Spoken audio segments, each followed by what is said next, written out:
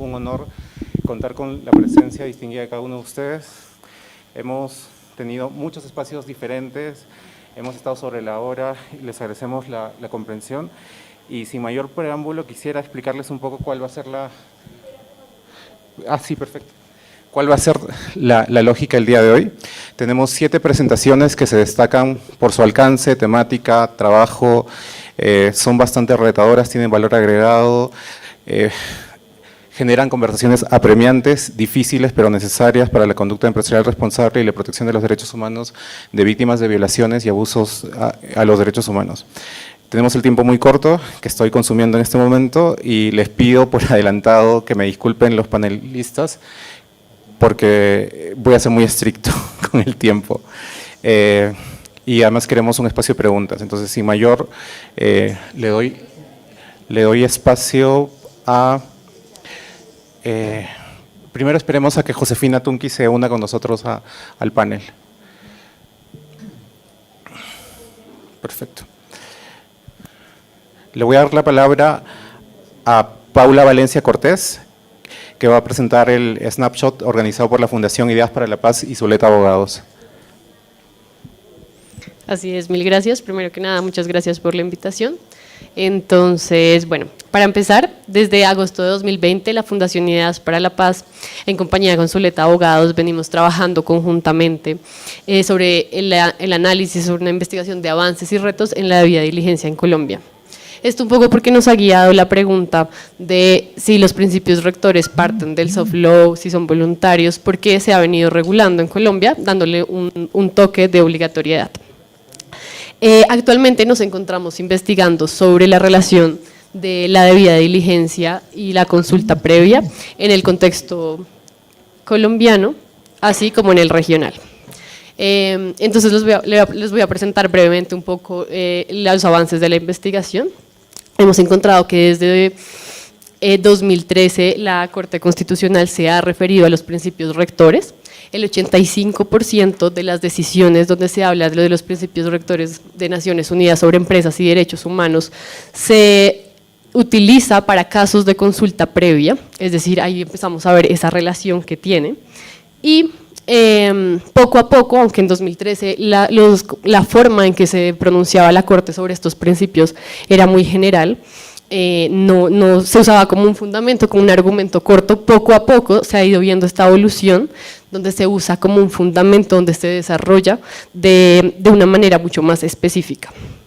Siendo así, encontramos quizás uno de los hitos que todos acá conocemos, que es la SU 123 de 2018, un hito muy importante en Colombia, pero también una sentencia muy importante a nivel internacional, que da unos parámetros sobre la debida diligencia.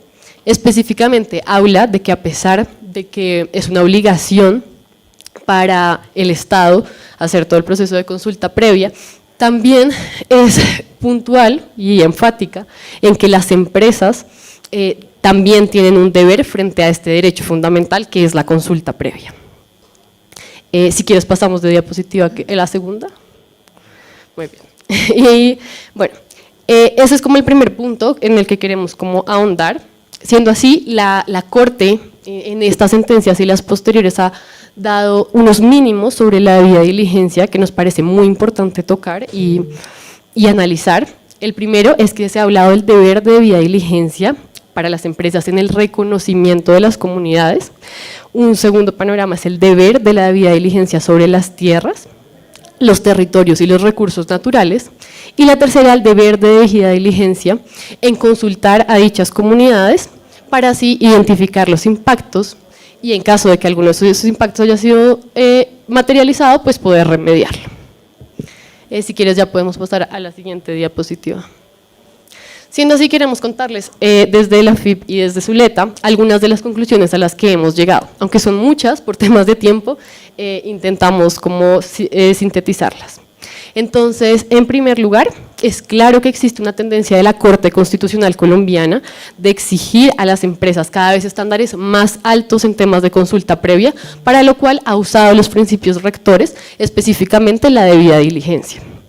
En segundo lugar, la Corte Constitucional, al exigir la debida diligencia, ha enfatizado y ha buscado más que todo que las empresas respeten e identifiquen a las comunidades que hay en sus áreas de influencia, para que después de la identificación se lleve a cabo el proceso de consulta previa en el cual se identifiquen aquellos impactos que podría generar con la operación. Claro está, y eso es un punto muy interesante, que en el desarrollo jurisprudencial que hemos encontrado, esta debida diligencia varía un poco dependiendo del caso que se esté llevando, de la empresa y su gremio, su actividad empresarial. La tercera conclusión es que en el desarrollo jurisprudencial encontramos que los magistrados han utilizado el concepto de debida diligencia empresarial en derechos humanos como una obligación para las empresas, pero también como un estándar para que la Corte pueda medir si las empresas efectivamente vulneraron derechos humanos o no, lo cual nos parece un avance muy interesante. Y por último, es importante resaltar que la Corte Constitucional está exigiendo a las empresas probar el cumplimiento de los estándares de la debida diligencia, teniendo en cuenta estos como factores o estas menciones que hizo en la SU 123. Sin embargo, han venido otras sentencias en donde replicamos lo mismo y exigen los mismos estándares. Si quieres podemos pasar a la siguiente, para explicarles un poco que a pesar de que encontramos que la jurisprudencia colombiana está avanzando en el tema, a pesar de que vemos grandes como avances y aplicaciones de los principios rectores, también encontramos muchas preguntas y muchos vacíos que creo que es importante traer, conversarlos, hablarlos. Y la primera es que a pesar de los parámetros que ha dado la Corte basándose en el informe del relator especial, es necesario crear guías para una debida diligencia en empresas y derechos humanos, para abordar algunos asuntos específicos relacionados con derechos humanos que vayan más allá de lo planteado por la jurisprudencia.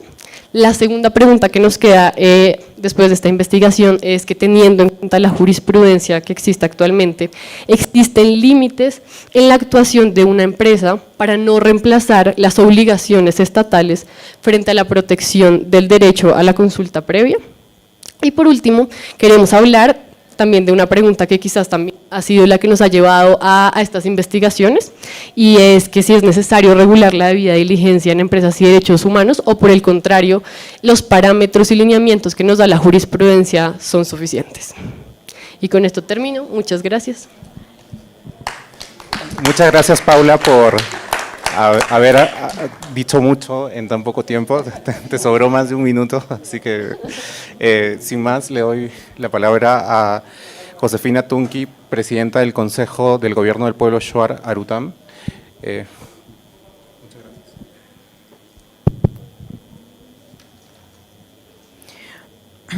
Muchas gracias y buenas tardes. Agradecerle a Naciones Unidas, a diferentes organismos a nivel nacional y a nivel también país de Bogotá, Ecuador, en diferentes países del mundo que se encuentran en este momento. Bueno, soy de nacionalidad Shuar, del Ecuador, de la Amazonía ecuatoriana, ubicado mi territorio en la Cordillera del Cóndor y Bosque Protector Cutucú y Xaimi. Tengo el resumen, en honor a tiempo, es todo el resumen que estamos viviendo, atravesando como organizaciones en mi país. Me llamo Josefina Tunqui, soy la primera mujer electa para gobernar a mi organización y con una población de 10.000 habitantes aproximadamente, con un territorio de 230.000 hectáreas. Es un territorio integral ubicado en la frontera entre Ecuador y Perú, en el sur de la Amazonía ecuatoriana. En mi periodo, los habitantes de la Cordillera del Cóndor hemos fortalecido la agenda de defensa del territorio, nuestra libre determinación y autogobierno, de acuerdo con las garantías de la OIT. Nosotros como organización autónoma tenemos un plan de vida propio como pueblos autónomos, y la cual, respetando la Constitución del Estado, no hemos violado. Desde hace 16 años hemos dicho que no queremos minería en nuestro territorio. Sin embargo, alrededor del 60% está concesionado a empresas mineras transnacionales de origen canadiense, chino y australianos. Esta decisión se tomó de forma arbitraria, sin contar con nuestro consentimiento previo, libre e informado, que es contra de la Constitución ecuatoriana de los derechos de pueblos autónomos. Somos testigos de pueblos hermanos que vivían en zonas que antes estaban protegidas, ahora están en vías de destrucción. Hoy sus montañas dejaron de ser verdes y el agua está contaminada. No queremos eso para nosotros, ni para niños y niñas, en menos para nuestros abuelos y abuelas y al futuro de nuestra generación y la humanidad. Nuestros territorios son íntegros y la cual actualmente ya está en caminos de destrucción. Hoy, por cuidar nuestro territorio y proteger nuestras tradiciones, vivimos una constante persecución.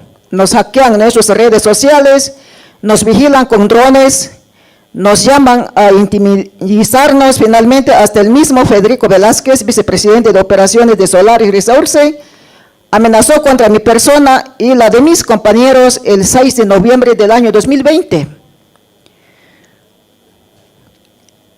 Él dijo que nos degollaría si seguíamos denunciando a la empresa.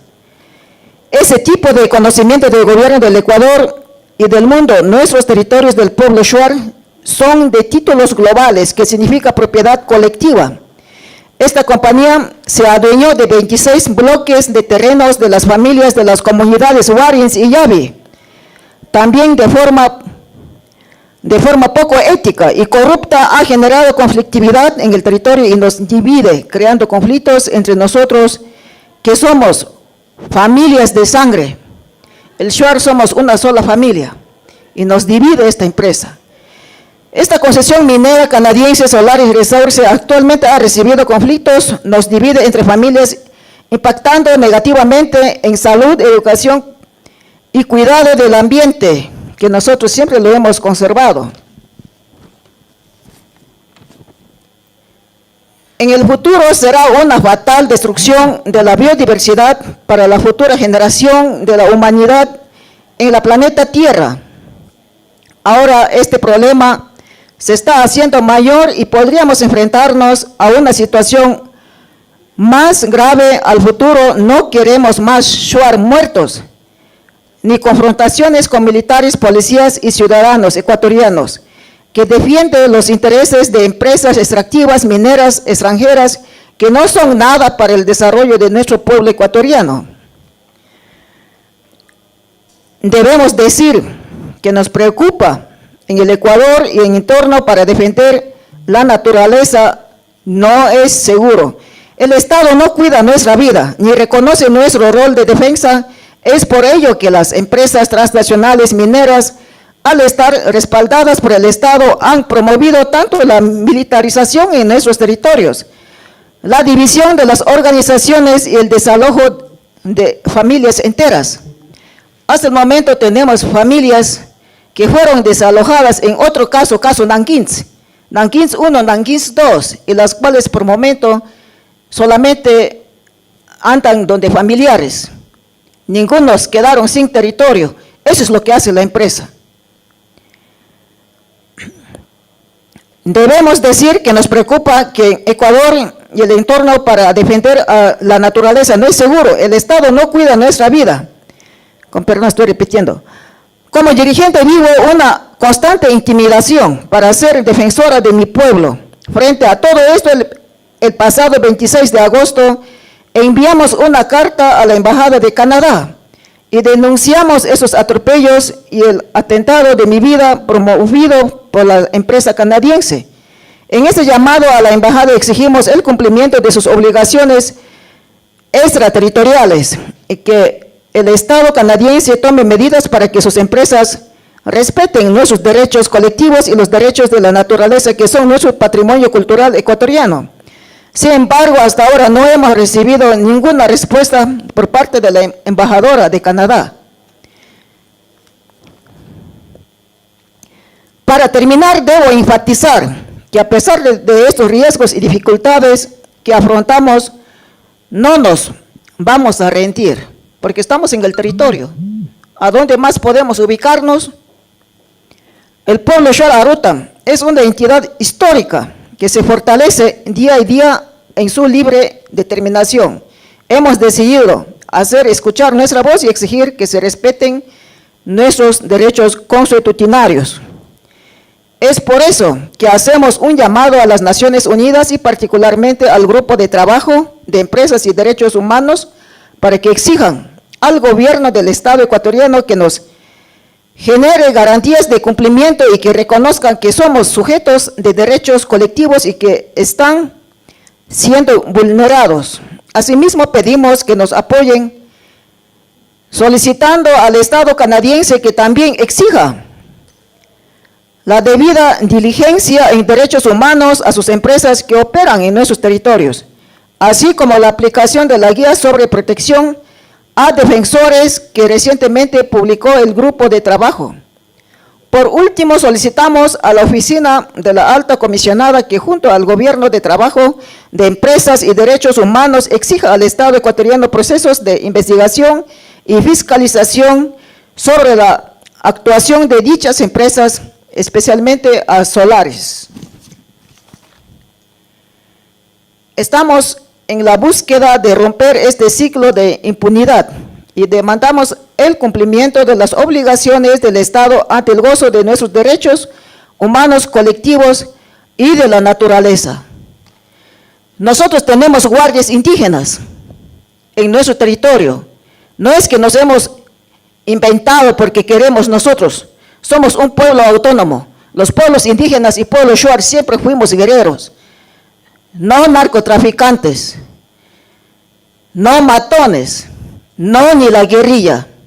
Nosotros no somos guerrilleros, pero sí defensores de la naturaleza, y la cual tenemos que defender hasta en las últimas consecuencias, y la cual nuestro gobierno, anteriores y actuales, siempre como indígenas que somos Shuar, nos han dicho Shuar son guerrilleros.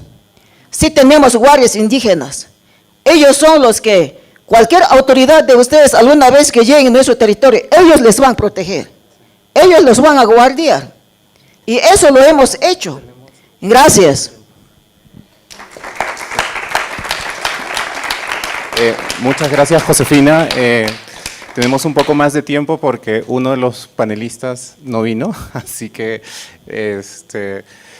vamos a seguir con el siguiente snapshot.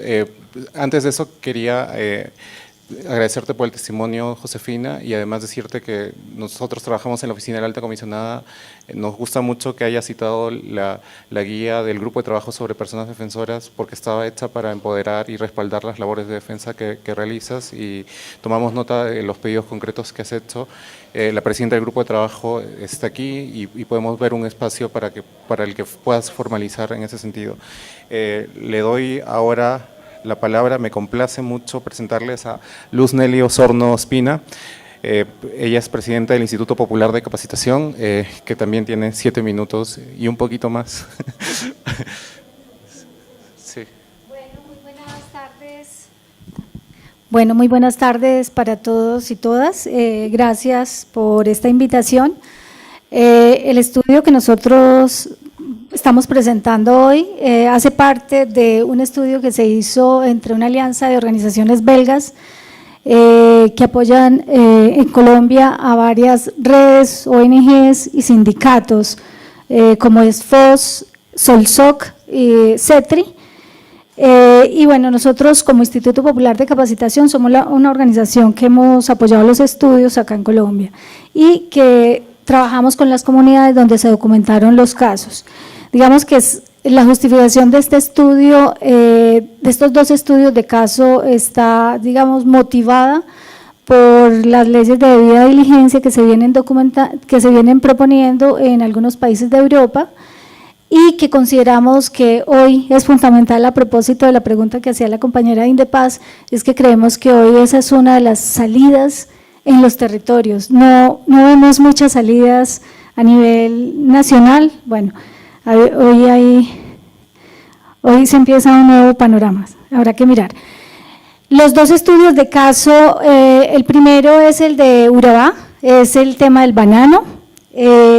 donde el 70% de las tierras están produciendo dedicadas al cultivo de banano, con una economía de enclave, con una relación internacional más que con la local, y además con un porcentaje, casi que toda su población es víctima del conflicto armado, donde el 60%, digamos, ha sido desplazado.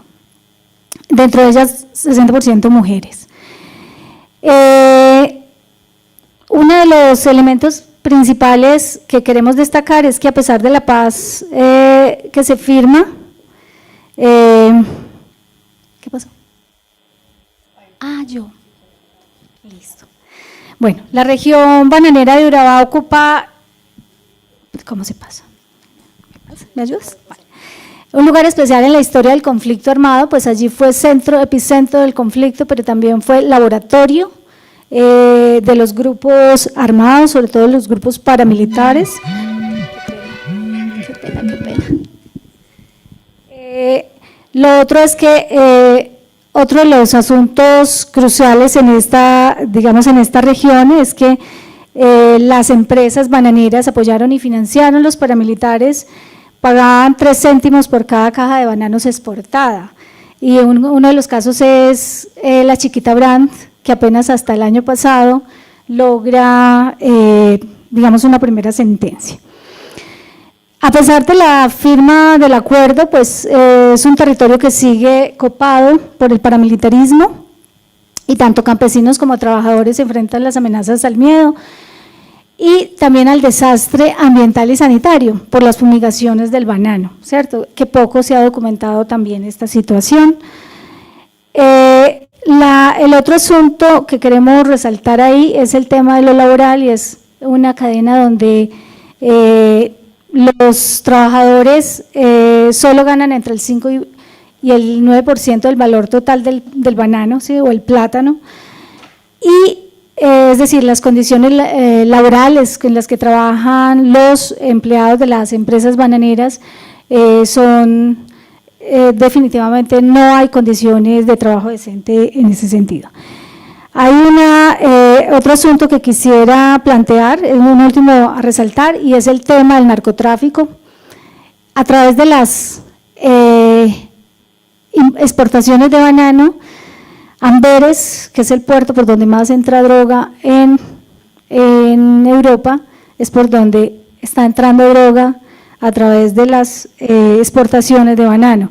En su momento fue la Chiquita Brands, a través de las exportaciones de la Chiquita Brands, y más recientemente a través de Univan. Lo extraño que nos ha parecido es que no hay investigaciones sobre el tema. El otro caso tiene que ver con el proyecto de minería Quebradona, que es el proyecto que está ubicado en Jericó, al suroeste de Antioquia, a través por parte de la multinacional Anglo-Gold Ashanti, presente en Colombia desde 1999. ¿Qué queremos resaltar? Llega al territorio bajo una apariencia de un discurso que destaca un compromiso social y con respeto a los derechos humanos, pero hace todo lo contrario, porque se ha documentado hasta casos de asesinatos por parte de los guardias de seguridad. Al principio cuando entra con un discurso que disimula frente a las comunidades que va a trabajar la explotación, hasta que se gana la confianza y gana espacios sociales en los territorios y divide, el tejido social. Este es el momento que ha cooptado varios de los espacios. Ese territorio tiene una resistencia fuerte porque no es minera, contrario a situaciones como el Bajo Cauca, que es minera. Esa es una despensa agrícola que nunca ha sido minera, y que la minería es muy poca artesanal, pero es mínima lo que se extrae allí. Algunas conclusiones. Bueno, en primer lugar, el fracaso de los principios y mecanismos voluntarios como la responsabilidad social empresarial. Creemos que eso es un fracaso, sobre todo cuando decimos que es basado en la autorregulación. Hay que poner mucho cuidado en los tratados de debida vigilancia. el otro asunto es que no son actores neutrales y esto está demostrado, inclusive con el informe de Comisión de la Verdad que se acaba de entregar. Los empresarios y algunas empresas y algunos empresarios son responsables del conflicto en Colombia y no son neutrales en estos territorios. Hay que tener en cuenta para los tratados de debida vigilancia y es el contexto específico colombiano que aún sigue en conflicto, que sigue el acaparamiento de tierras y la violencia generalizada contra los movimientos sociales.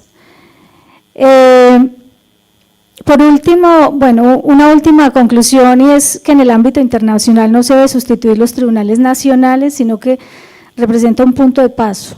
El deber de vigilancia no puede ocultar las relaciones asimétricas de poder entre las empresas, por un lado, y los sujetos sociales, por otro. Esto implica una exigencia al gobierno colombiano de una mayor vigilancia y, como decíamos nosotros en Antioquia, la diferencia entre una empresa decente y una que no es el respeto a los derechos humanos.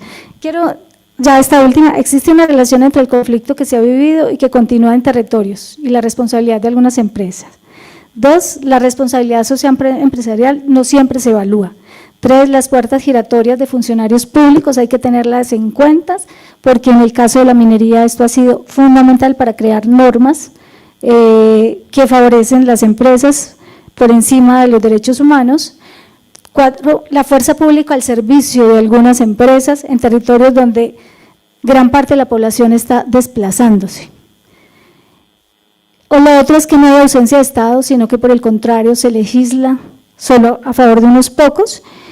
Y por último, los premios y reconocimientos que se le entregan a las empresas, como el caso de Anglo-Gol Ashanti, como el caso de Univan, con los Fertrade, están disimulando la vulneración de derechos humanos, están lavándole la cara a la violación de derechos humanos en estos territorios, sobre todo en territorios indígenas y étnicos y campesinos.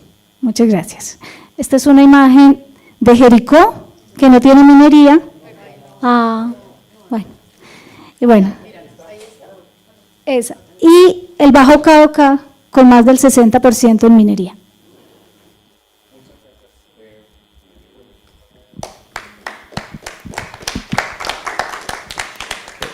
Hemos terminado el primer espacio y decidimos que fuera de esta manera porque en todas estas presentaciones podemos ver cómo la violencia va muchos más pasos adelante, la exclusión y la violencia estructural, la exclusión del espacio cívico, y tenemos un pequeño espacio de preguntas, si alguien quiere hacer un pequeño comentario muy concreto.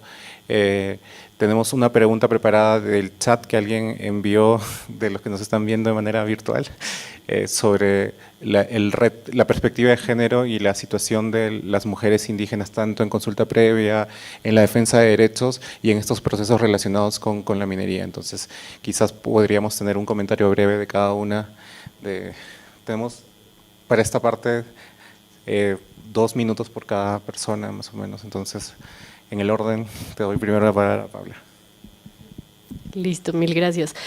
Bueno, me parece una muy buena pregunta, además creo que es muy importante incluir los temas de género, y justamente creo que se relaciona con una de las preguntas que hacíamos, que es, ¿se necesitan algunas guías o lineamientos más específicos frente a la debida diligencia?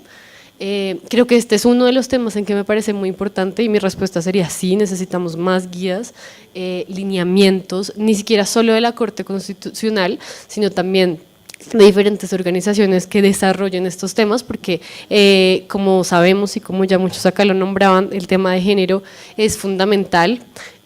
Las mujeres son una de las poblaciones más olvidadas y que muchas veces no se tienen en cuenta en estos procesos de debida diligencia, y es necesario incluirlas, necesario escuchar qué es lo que les está sucediendo, cuáles son sus impactos y recordar que los impactos que podemos encontrar durante la debida diligencia son diferentes, muchas veces dependiendo de si estamos hablando de una mujer, si estamos hablando de un hombre, si estamos, hablando de una persona no binaria que no se reconoce, en fin, creo que es todo un panorama el que se abre en temas de consulta previa, sumamente importante que durante el proceso de consulta previa empecemos a identificar este tipo de impactos.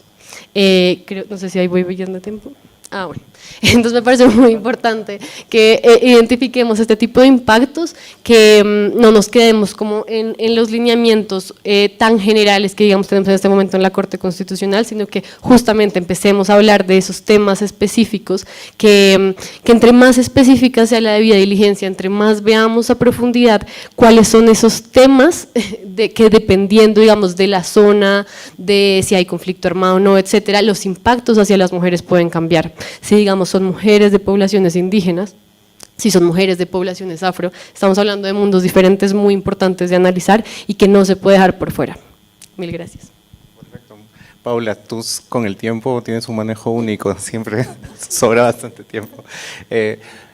Josefina, justamente la palabra, te queríamos hacer una pregunta sobre cuál es el rol que tienen las mujeres defensoras en el pueblo Shuar que representas, y si tienen vulneraciones específicas y cuál es el camino a seguir y si hay recomendaciones.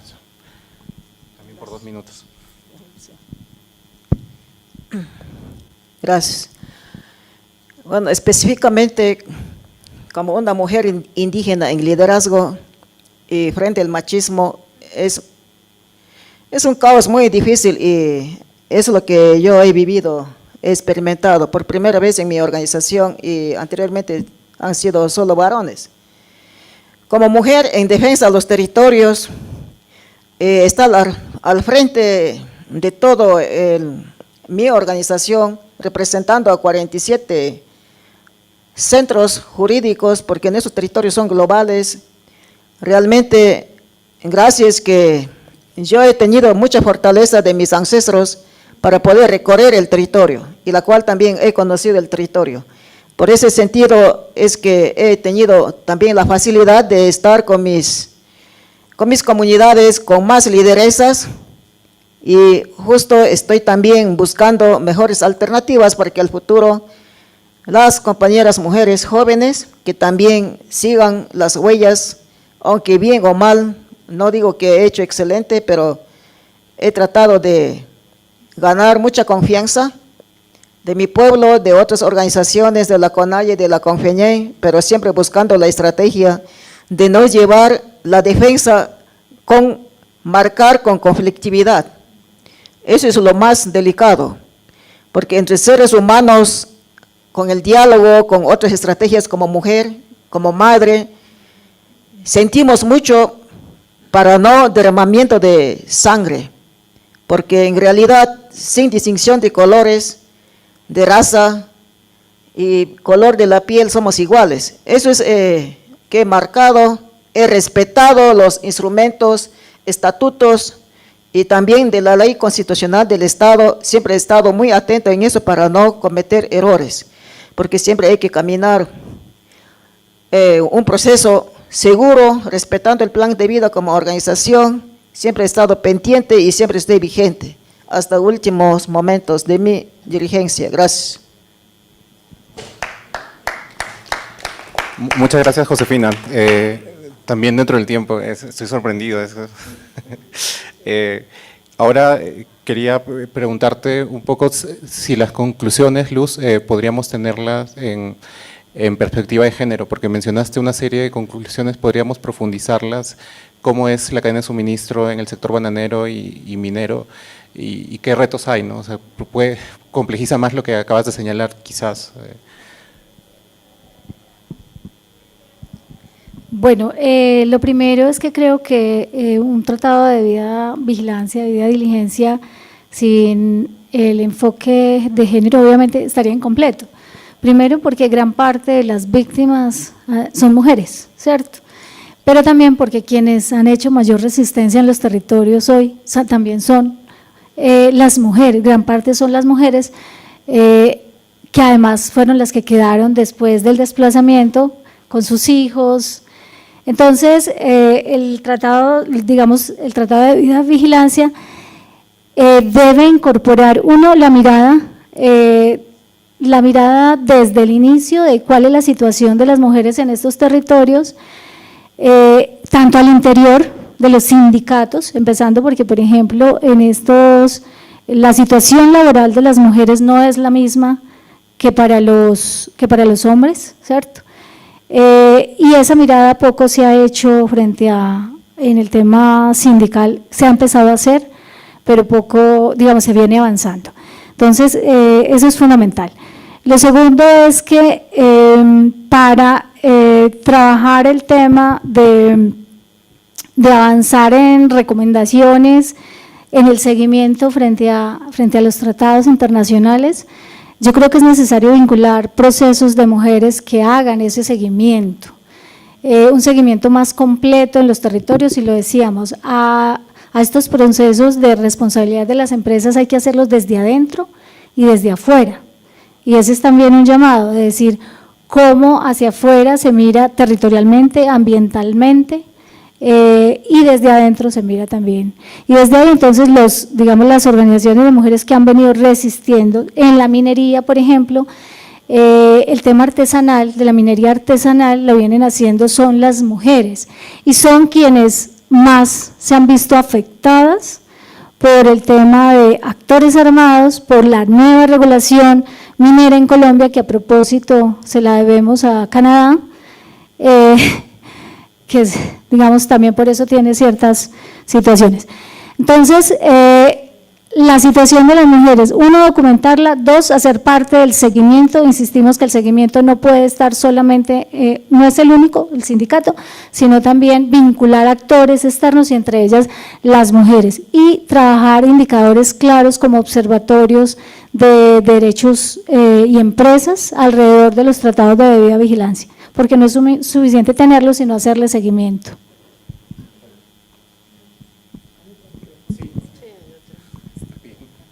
Perfecto.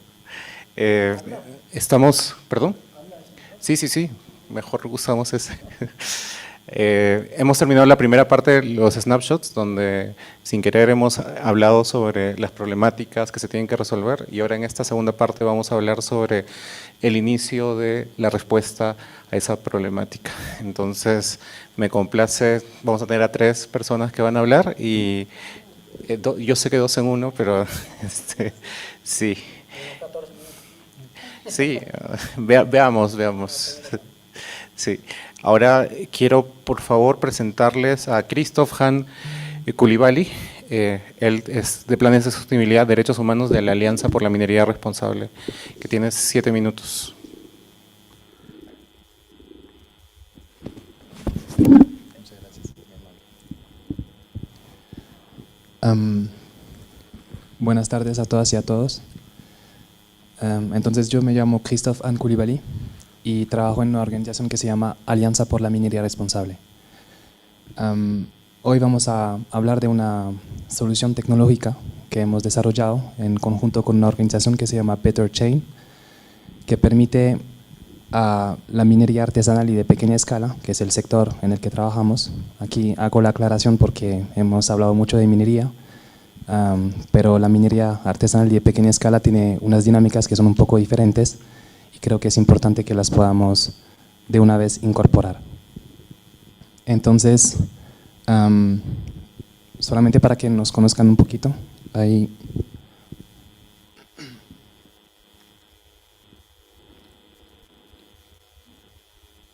sí. A ver, aunque más duro entonces.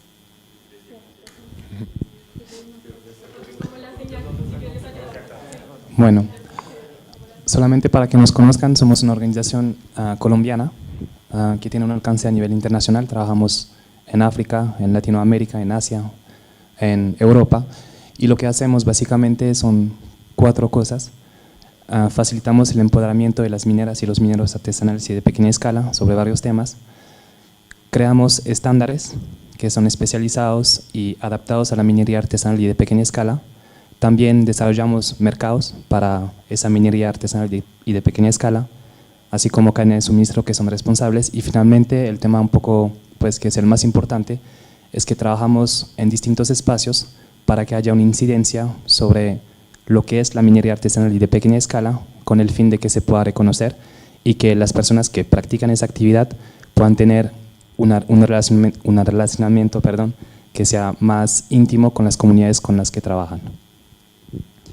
Entonces, trabajando con esas organizaciones, lo que hemos hecho pues lo que hemos identificado es que en esos espacios, por ejemplo, en los que se están hablando de empresas y derechos humanos, muchas veces cuando hablamos de empresas, hablamos de grandes empresas. Y desconocemos el hecho de que en las comunidades mismas, que sean indígenas, afrodescendientes, campesinas, hay personas que practican la minería de forma artesanal o a pequeña escala, que son miembros de esas comunidades, que son pymes, que a veces son informales y que muchas veces también cobran una deuda histórica en muchos de los territorios. Entonces, para poder incorporarlos un poco más, porque hemos también visto que tienen un liderazgo o por lo menos un impacto que es bastante grande dentro de sus comunidades, hemos pensado en esa aplicación que se llama MAPE Progress App, una mezcla un poco entre el inglés y el español, porque no solamente trabajamos aquí, que es una aplicación que básicamente permite a esos mineros y a esas mineras hacer ese proceso de debida diligencia en materia de derechos humanos por medio de un diagnóstico, por medio de la creación de planes de mejoramiento o de sostenibilidad en conjunto con diferentes partes interesadas, y esa aplicación básicamente lo que hace es permitir a varias personas de la cadena de suministro de integrar esa plataforma y hacer un seguimiento a lo que está pasando. Entonces, para que no me pierda aquí, esa aplicación se basa en los estándares que hemos creado, uno que se llama el código CRAFT, el otro que se llama el estándar Fairmind, que básicamente el código CRAFT es la traducción de la guía de debida diligencia de la OCDE para la minería, las cadenas de suministro, muchas gracias, creo que lo han entendido, solamente traducida para la MAPE, porque esa guía, cuando uno la lee, la verdad, cuando ve los requisitos, que se hablan de trabajo infantil, trabajo forzado, que se hablan de violencias sexuales generalizadas, que se hablan de muchos temas relacionados también con los grupos armados, se da cuenta de que si yo como minero o como minera artesanal y de pequeña escala leo eso, la verdad primero me siento criminalizado y es lo que pasa, y además de eso siento que todos los requisitos que se están presentando, la verdad es que nunca los voy a cumplir. Entonces, esos estándares que nosotros tenemos son los que están ahí incorporados dentro de esa plataforma, y además de eso tenemos otro estándar que está relacionado con Forest Smart Mining, la minería forestalmente inteligente, porque también en muchos de esos casos esos mineros y estas mineras están trabajando dentro de contextos en los que la deforestación es una problemática muy grande. Entonces, solamente para terminar y mostrar también los beneficios que eso ha podido dar, si quieren pueden dejar esa última, no tengo más. Es que esa aplicación ha permitido una inclusión mucho más profunda en las dinámicas de transformación digital, primero, por parte de esas comunidades de la MAPE. Y hablo aquí de comunidades de la MAPE porque son comunidades de la MAPE. También ha permitido crear un marco común de evaluación e informaciones que se fundamentan en los contextos de las cadenas de suministro que están upstream. Entonces, la diferencia aquí, la innovación, es que las personas que están dando digamos, la marcha son los mineros y las mineras artesanales y de pequeña escala. Eso es muy importante porque esa innovación muestra que la gente que de verdad está visibilizando las cosas, que están mostrando las cosas que se están haciendo bien, ya no son las grandes empresas, sino que son ellos y ellas. También ha permitido empoderar mucho a las partes interesadas de las cadenas de suministro, y nosotros cuando hablamos de cadenas de suministro no hablamos solamente de empresas privadas que son a lo largo de la cadena que compran y venden, sino que aquí también hablamos de las organizaciones de la sociedad civil. Listo, última frase. Las organizaciones de la sociedad civil, los gobiernos también, la cooperación internacional, eso es muy importante. Y finalmente, todo ese registro de la información, su análisis, su diseño, los planes de sostenibilidad que se han creado de forma participativa han permitido que haya un liderazgo mucho más grande por parte de esas comunidades dentro de las comunidades, mineras dentro de las comunidades. Y creo que eso es algo que es muy importante que otra vez en esas discusiones sobre empresas y derechos humanos volvamos a destacar. Muchas gracias.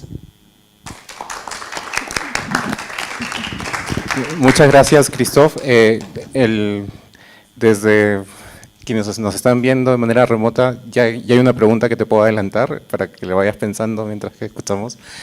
Es un poco sobre las relaciones que tienen la minería a pequeña escala con la minería formal, o sea, y con otras actividades como la comercialización o los proveedores, y qué tanto esta app puede servirles para hacerles riesgos a toda la cadena de valor y a otras partes interesadas, o sea, financistas, para ver qué tanto se puede ayudar por un lado. Y otra pregunta es sobre las barreras que existen, ¿no? O sea, porque en varios terrenos donde opera la minería hay barreras tecnológicas, entonces, ¿cómo se puede resolver eso?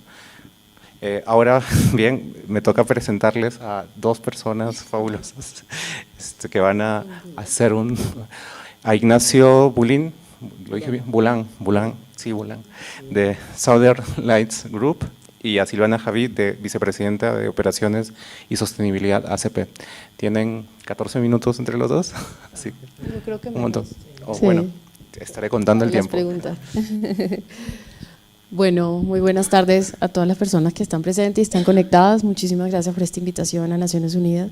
Voy a aprovechar este corto espacio y traer una presentación para guiarme más que todo y poderles hacer como el contexto de la industria que estamos representando. La ACP es la Asociación Colombiana de Petróleo y Gas y agremia a las empresas productoras de petróleo, de gas, también las distribuidoras y la operación que viene del upstream y del downstream. Esta asociación tiene las empresas la mayoría de las empresas del país.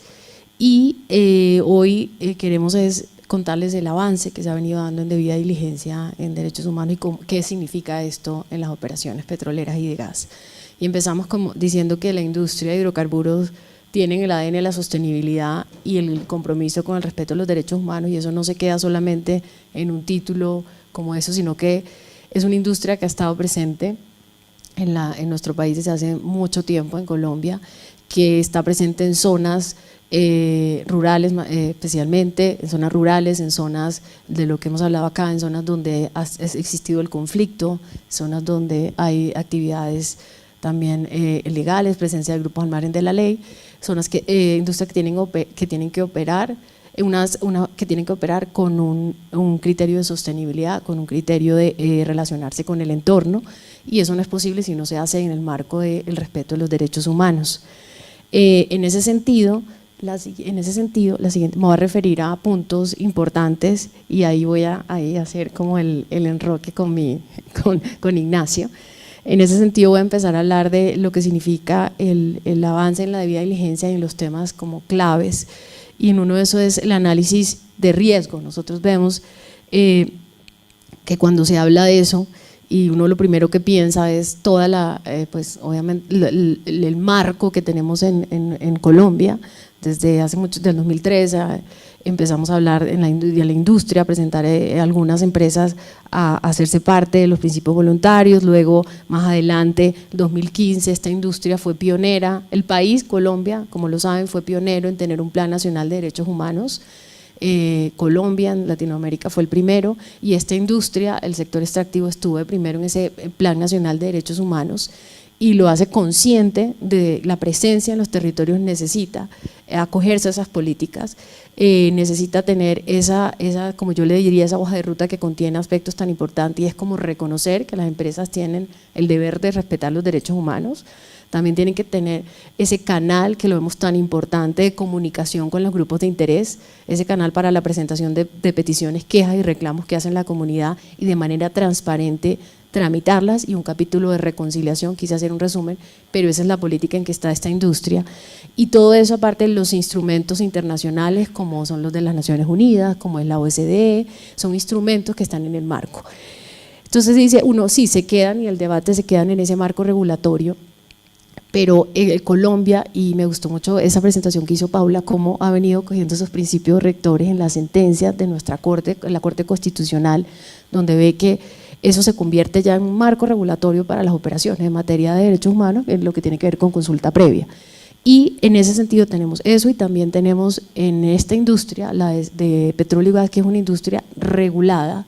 Yo estoy hablando que cada operación desde el momento 1 que llega a territorio empieza ya con una regulación para hacer proceso de sísmica, tema incluso de regulados desde la etapa 0, pero aparte de eso estoy hablando del proceso ambiental que tiene Colombia, el proceso de licenciamiento ambiental, que si uno lo pone a ver es un proceso de debida diligencia también, porque empieza a medir esos impactos ambientales, pero también sociales del entorno, y esto lo hace la Autoridad Nacional de Licencias Ambientales, que no permite la operación de una empresa si no cumple sino cumple con esta debida diligencia. ¿Y por qué lo digo? Porque eso comprende no solamente un análisis técnico de la operación, también obviamente lo importante para nosotros los colombianos, y es la protección del entorno, del recurso hídrico, pero también está viendo cómo se va a relacionar con el entorno social, los diferentes grupos de interés. Entonces en ese mecanismo hay un mecanismo de participación ciudadana, donde la ciudadanía conoce cómo se va a licenciar ese proyecto, y de hecho por ese mecanismo de participación ciudadana incluso puede suspenderse ese proceso de licencia ambiental, como ha pasado, puede imponerse en unas obligaciones a ese proceso de licencia ambiental una vez obligando a la ciudadanía en el tema de manejo de impactos sociales. Pero no solo eso, una vez se llega a dar el proceso, la licencia ambiental, si se llega a hacer una demanda contra esa, o se llega a demandar ese acto en vía administrativa, vía ejecutiva, ese acto en Colombia puede ser revisado por la instancia judicial, por las cortes, y hemos visto que la Corte lo que hace precisamente es un análisis de esa debida diligencia, qué tanto se garantizó el derecho a participación ciudadana, qué tanto se respetó el proceso de consulta previa, y esa sentencia igual es de estricto cumplimiento. En algunos casos se ha tenido que iniciar nuevamente ese proceso de licenciamiento ambiental. Entonces en nuestro país tenemos, aparte de esa regulación, que es el proceso administrativo, tenemos un control judicial que nos permite incluso garantizar esa debida diligencia para poder operar. Incluso ya estando operando una empresa, se puede cuestionar eso, se puede suspender la operación y empezar otra vez todo ese proceso de debida diligencia.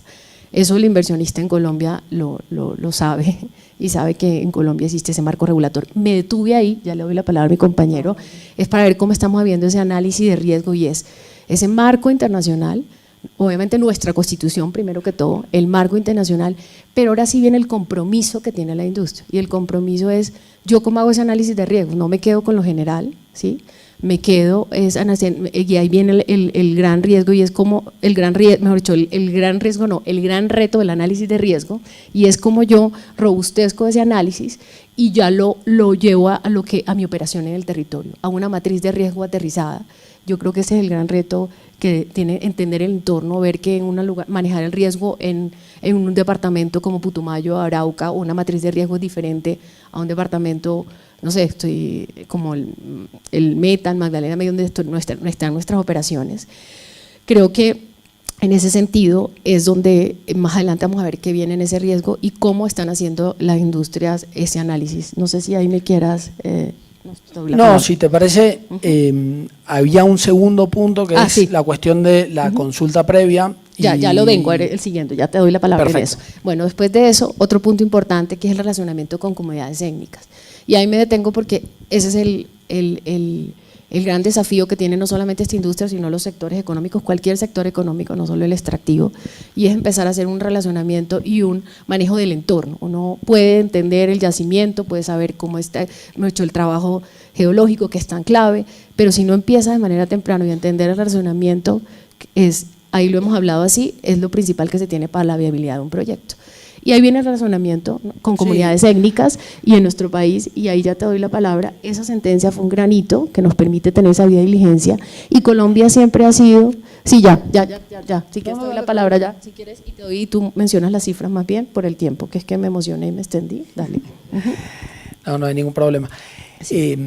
Yo de Argentina sí puedo ver, trabajando en distintos países de América Latina, que en cierto sentido ustedes pueden ver las cifras en la pantalla, la cantidad de consultas previas que se desarrollan en Colombia a comparación de otros países con composiciones étnicas similares es sustantivamente superior. Y acá sí se presenta un desafío posiblemente que viene de lo que podríamos llamar la fragmentación del derecho internacional, que es que uno se encuentra con distintos órdenes jurídicos que intervienen en la cuestión. Uno tiene, por ejemplo, la Comisión Interamericana, la Corte Interamericana, después el Sistema de Naciones Unidas, que tiene, incluso ha ido cambiando estándares con distintos relatores, y a la vez también el derecho local, lo cual realmente presenta un desafío para las empresas a la hora de operar con debida diligencia. Perfecto, eso es buen complemento, porque decir que en Colombia, a pesar de que tenemos la consulta previa es un derecho fundamental que debemos proteger y debemos promover, el 80% de esas 10.000 consultas que se celebran llegan a acuerdos, son muy pocos los que no se llegan a acuerdos, y ahí se tienen las distancias que les comentaba. Sin embargo, hay que seguir trabajando, y yo creo que aquí el problema, lo que más tenemos en nuestro país es construcción de confianza con las diferentes comunidades. El tema de género es un gran reto también que tiene y que hace parte de derechos humanos esta industria. Desde el gremio promocionamos estas buenas prácticas, el 69% de las empresas ya tienen esta política de equidad de género. Es que eso no puede quedarse simplemente en frases de moda de decir estamos en equidad de género, sino que ya tiene que estar dentro de la política de la empresa. Y un tema importante, reconstrucción de territorios y paz. Como estamos en los territorios donde hay conflicto, esta industria tiene que ser protagonista. Actualmente tiene contratada 9.000, o sea, digo de mano de obra, 9.000 víctimas del conflicto armado están trabajando en la industria. Alinearse a esos programas de inversión social y ambiental en las zonas que han sido víctimas de conflicto, que han sido parte del conflicto y que tienen que reconstruirse. Y lo otro ya programa de desminados y prevención al reclutamiento. Pero no quiere decir que todo esté bien y que todo se haya hecho bien. Reconocemos esta industria, me tomo un minuto para terminar y le doy la palabra a Ignacio. Esta industria reconoce que ha cometido, ha tenido que hacer las cosas mejores en este tema de derechos humanos. Hay que, sobre todo, el reto que tenemos adelante, Ángelo, el reto que tenemos es en este respeto de derechos humanos, trabajarlo en toda la cadena de valor, no solamente en los que son directamente contratados por las empresas, sino los que le prestan el servicio, hacer un trabajo con ellos. Ahí le doy la palabra a Ignacio. Y hay un punto muy concreto en cuanto a la cadena de valor, que es mejorar, un desafío es mejorar la calidad de los contratos. Hay muchísimos contratos que tienen cláusulas de derechos humanos, pero hay que ser más específicos, tienen que partir de una línea de base, tienen que, no es lo mismo, como decía Silvana, actuar en distintas regiones, no es lo mismo un proveedor de un servicio A que un proveedor de un servicio B. Entonces ahí hay un campo bastante grande de mejora en cuanto a cómo mejorar esos contratos para después poder rendir mejor cuentas al respecto y en base a datos concretos. Ya, con eso ya terminamos y si quieres, la presentación sirvió. Gracias. Ha sido bastante esclarecedor y hay mucha bonita información. La presentación fue muy pulcra y dentro del tiempo. Hay una pregunta sobre cuál es el rol de la legislación sobre la identificación de riesgos, por un lado, y qué pueden hacer las empresas frente al pasado que no hay que negar. O sea, ha habido, como lo ha señalado Silvana, han existido malas conductas o prácticas que se han alejado de los principios rectores. Entonces, ¿qué hacer sobre esa historia, ¿no? ¿Qué es lo que se puede hacer? Pero antes de eso, vayan pensando en la respuesta que pueden hacer a ellos. Paula, le quedaba tiempo y quiere complementar lo que se acaba de decir ahora. Gracias. No, pues no tanto complementar, muy chévere como la última exposición, y frente a los números de las consultas previas, me parece muy interesante, como que es verdad que en Colombia tenemos un número muy elevado de consultas previas, pero también es súper interesante mirar justamente como que se logran un 80% acuerdos, pero un punto que me parece bastante importante de resaltar y de poner en debate es ¿cuántos de esos acuerdos se cumplen? El cumplimiento de esos acuerdos quizás es uno de los problemas que tenemos en este momento en Colombia, que además atraviesa totalmente este tema de empresas y derechos humanos, porque no solo es hacer cumplimiento, no es solo acordar con las comunidades y decir, ok, listo, ya logramos como la consulta previa, ya logramos el consentimiento, sino más bien enfocarnos en cómo vamos a cumplir como empresa estos acuerdos, logrando que las comunidades sientan efectivamente que se dio un cumplimiento, que se está buscando una construcción en comunidad y no simplemente que se vea como un requisito más, que es lo que muchas veces pasa en el país. Sí. Mil gracias. Así es. Perfecto. Christoph, tienes 2 minutos para contestar esa pregunta tan compleja que te hicieron y y luego ustedes tienen 3 minutos. Sí, claro, estaba relacionado a la potencialidad de esta app para otros sectores, o sea, o la relación compleja que existe entre minería formal e informal y otras y comercializadores. O sea, no tengo aquí la pregunta exacta, le estoy reconstruyendo. Disculpa. Sí. Y había otra muy interesante también, que era la de las barreras tecnológicas.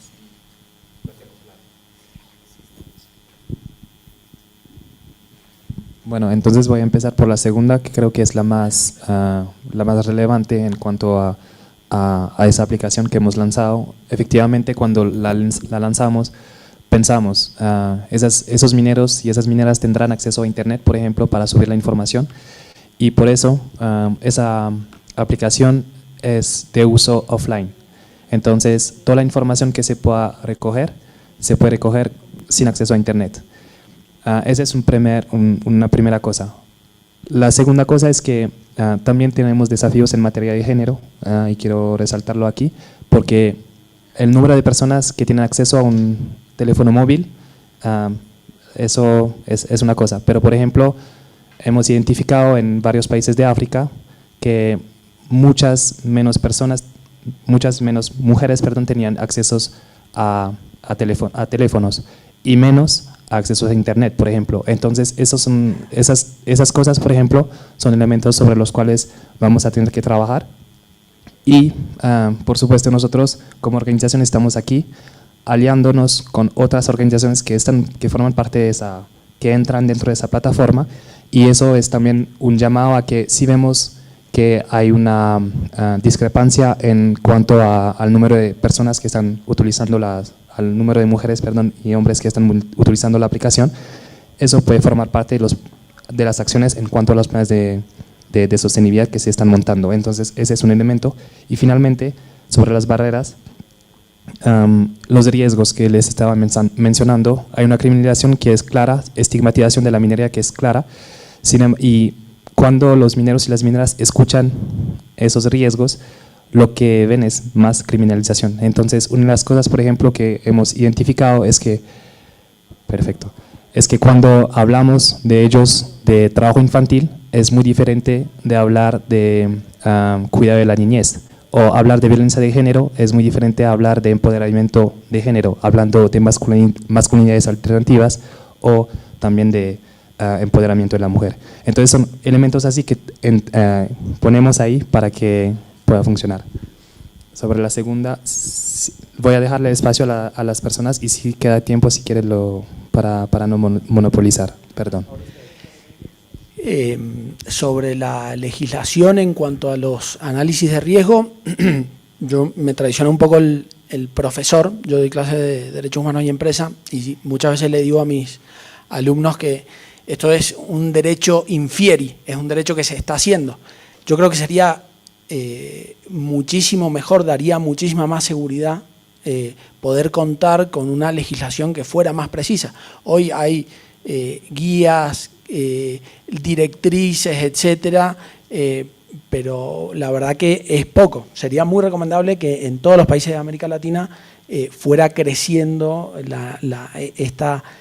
Estado legislando y guiando a las empresas, porque este es un tipo de análisis de riesgo muy particular, no es igual que cualquier otro análisis de riesgo.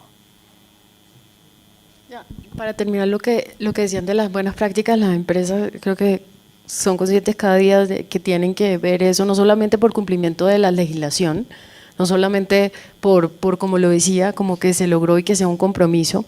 Creo que la relación con el entorno y el respeto de los derechos humanos les permite tener una sostenibilidad de operar, pero aparte de todo, si uno lo quiere ver así, ya el mundo está cambiando y la gente que va a consumir cualquier producto, sea de esta industria o de otro, y los compradores de los energéticos están viendo que eso tenga una debida diligencia y un respeto a los derechos humanos. O sea, que si no es por eso, ya incluso el comprador está premiando o castigando el producto o el combustible o lo que se quiera ver que no venga en esa debida diligencia. Entonces yo pienso que terminaría diciendo que lo puse como un compromiso, porque hace parte de esta industria, el ADN de esta industria, y ser transparente, y eso es lo que vamos avanzando en cómo se viene manejando en los territorios ese relacionamiento y la debida diligencia. Ignacio, te acaban de ceder espacio. Sí. Tiempo, Perfecto. 1 minuto y medio. Perfecto. Entonces, en cuanto a esa pregunta de quizás cómo no, pues voy a intentar, como de acuerdo a lo que entendí, contestar. Creo que en cuanto a la replicabilidad, por ejemplo, de eso, es importante que les mencione que esa aplicación, el objetivo es permitir que esos mineros y esas mineras entren en un proceso de formalización y de mejoramiento continuo. Entonces, esa informalidad en la que primero están, pues los códigos, los estándares que estamos manejando tienen ese propósito, permitir que ellos entren dentro de la formalización a través de varios criterios, requerimientos, y a partir de eso ya emprender un camino hacia el estándar que es como de oro, que es nuestro estándar Fairmine. Entonces sería como primero eso, y también como mencionar el hecho de que rápidamente hace unos 2 años hacía unas capacitaciones sobre el tema, sobre la guía de debida diligencia del AUDE a varias partes interesadas, y la pregunta que más escuché es, al final, ¿quién valida eso?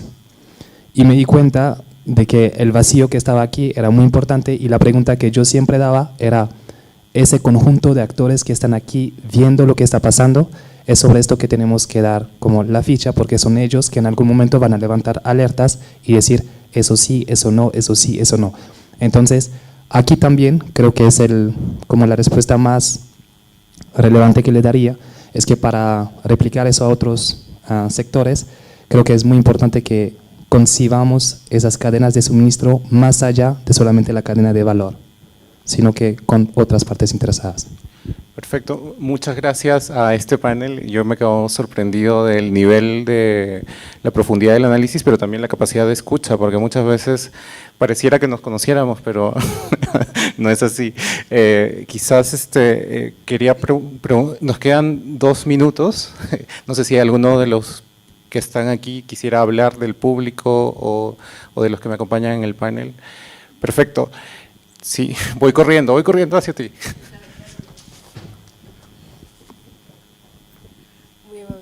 Sí, de pronto una pregunta para la Asociación Colombiana de Petróleo y Gas. Me gustaría saber cuáles son como los compromisos reales para que los errores del pasado que tanto mencionan no se repitan en esta transición energética para Colombia. O sea, pero algo que, digamos, no hayamos visto, sí, algo que sí, seguimos las líneas, las guías, pero algo real, que digan como desde la asociación estamos haciendo realmente esto para que no se repita, porque creo que a lo largo del día escuchamos varias comunidades quejarse que la transición energética no está siendo tan justa ni tan equitativa y se están repitiendo los errores. Entonces sí me gustaría saber y también cómo ven el petróleo en los años, porque prácticamente los hidrocarburos pues ya se van a acabar, o sea, y queda el gas, que sí fue reconocido como pues una de las cosas renovables, pero sí quisiera saber cómo se ven a futuro. No, muy buena pregunta, de hecho lo tenía en la presentación, pero como me demoré tanto, una de las grandes que poníamos desafío es esa transición energética, pero una transición justa, y una transición justa como lo vienen trabajando otros países que están en esto, pero sobre todo Colombia. Y esta industria es aliada a esa transición. ¿Por qué lo digo? Y no es por mensaje. Uno, porque primero en el mundo, si vemos en el mundo, el 80% de la energía se mueve con combustibles fósiles, que son hidrocarburos, ahora gas. Eso no va a ser tan rápido y no es que se vaya a acabar los hidrocarburos, sino que los hidrocarburos tienen que estar en esa transición mientras se llega a reemplazar la matriz siendo cada día más limpios y eficientes. Entonces el compromiso es que desde ya esta industria, y hace ya tiempo atrás, desde el Acuerdo de París 2015, está trabajando en un plan de mitigación de la gestión del cambio climático. Ya tenemos una meta de reducir al 2030 menos del 51% de las emisiones de los gases de efecto invernadero y al 2050 hacer carbono neutralidad. Ahora tenemos una meta que es de disminución claramente eso se empieza a medir, y en las operaciones cada día se está tratando de reducir las emisiones fugitivas y establecer una eficiencia energética. ¿Esto qué es? En las operaciones empezar a usar otras energías, ¿sí? Conectarse al sistema eléctrico de Colombia, que es limpio. Nuestra matriz eléctrica, el 70% es agua, tenemos una matriz energética limpia. Conectarse a ese sistema, tener paneles solares.